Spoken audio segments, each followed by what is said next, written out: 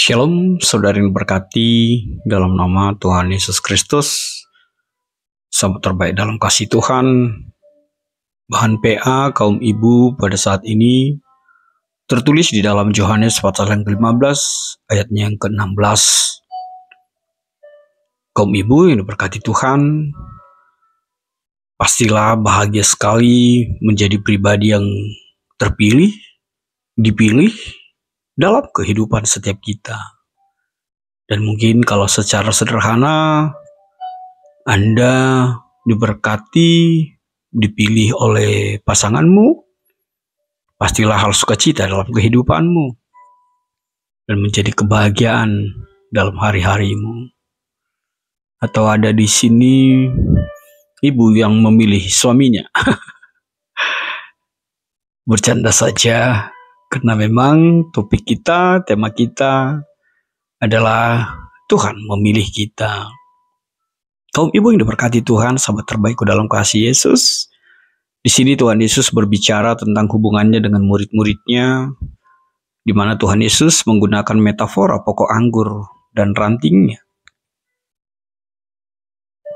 Tuhan Yesus menekankan pentingnya untuk tinggal di dalam Dia, tinggal dan menghasilkan buah.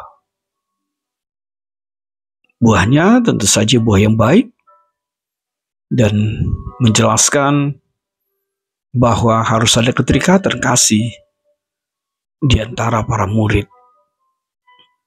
Maka saudaraku, kaum ibu yang diberkati Tuhan, ayat ini jelas mengajarkan tentang kedaulatan Tuhan Yesus dalam memilih dan menetapkan murid-muridnya.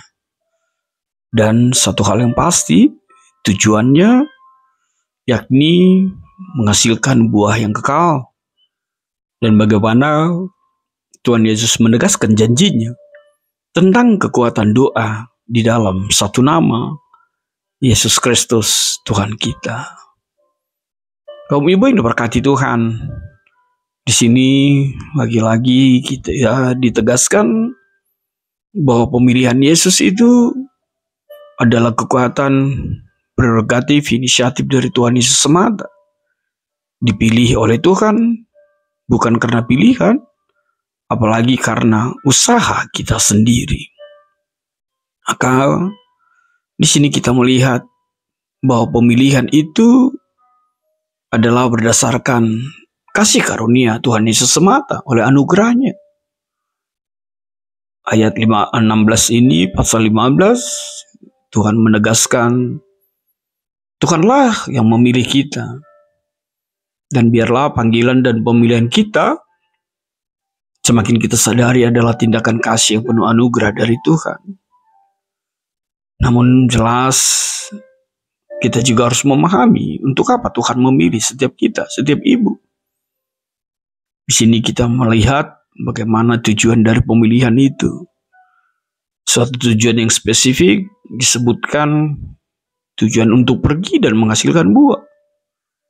Artinya kaum ibu haruslah menjadi pribadi yang berbuah, mencerminkan seperti buah-buah kebaikan, kasih, kepedulian, serta pelayanan yang berdampak positif, bahkan bertahan lama, menjadi firman Tuhan yang hidup di tengah-tengah kehidupan kita. Dan hal yang berikut yang kita bisa lihat tidak lain adalah kualitas buah seperti apa yang disebutkan di dalam firman Tuhan kali ini. Firman Tuhan ini ingin mengatakan bukan hanya berbuah atau cukup berbuah saja, tapi buah yang dihasilkan haruslah tetap dan bertahan lama. Artinya buah yang kita hasilkan harus berdampak jangka panjang dan tidak bersifat sementara. Dan selanjutnya kita melihat bagaimana pemilihan Tuhan juga disertai dengan janji bahwa doa-doa setiap kita akan didengar dan dijawab ketika kita meminta hanya di dalam satu nama, Yesus Kristus Tuhan kita. Maka kaum ibu yang diberkati Tuhan, apa refleksi yang bisa kita lihat melalui topik kita saat ini? Refleksi yang pertama adalah pemilihan itu jelas oleh kasih karunia Tuhan, bukan karena hebat dan kuat kita. Oleh sebab itu, kaum ibu, rasakanlah bahwa Tuhanlah memilih dan menetapkanmu. Memilihmu adalah tindakan kasih yang tulus dan penuh anugerah. Dan biarlah ini menjadi penguatan untuk setiap peran yang kau lakoni di dalam kehidupanmu sehari-hari. Hal yang kedua, ingatlah tujuanmu dipilih untuk menghasilkan buah. Tuhan memilih ibu-ibu untuk menghasilkan buah yang kekal.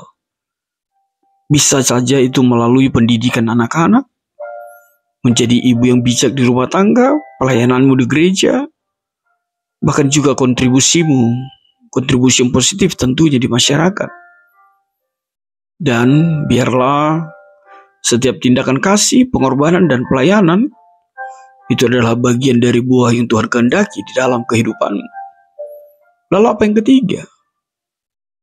Adanya penegasan kepada ibu-ibu untuk melihat dampak jangka panjang dari pengasuhan dan pelayanan yang kau hadirkan di tengah-tengah rumah tanggamu. Artinya apa? Adanya keberlanjutan dan kualitas buah itu sendiri. Maka ajarkanlah nilai-nilai kekristenan, ajarkanlah kasih yang tulus, dan itu menjadi warisan rohani yang bertahan lama di sepanjang kehidupan anak-anakmu. Hal yang keempat, ingatlah doa itu sangat besar kuasanya. Doa adalah kekuatan utama yang bisa diandalkan ibu-ibu dalam berbagai situasi. Maka hiduplah di dalam janji Tuhan Yesus.